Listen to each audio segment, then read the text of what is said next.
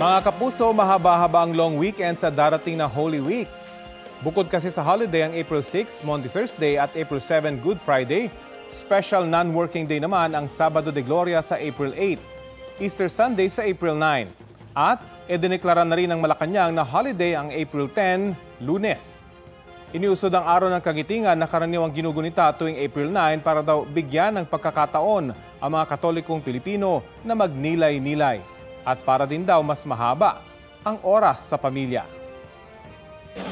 Maging updated po sa mga maiinit na balita. Maaring mapanood ang Balitang Hali at ang iba pang award-winning newscasts sa youtube.com/GMA News. I-click lang ang subscribe button. Sa mga kapuso abroad, maaari po kaming masubaybayan sa GMA Pinoy TV at www.gmanews.tv.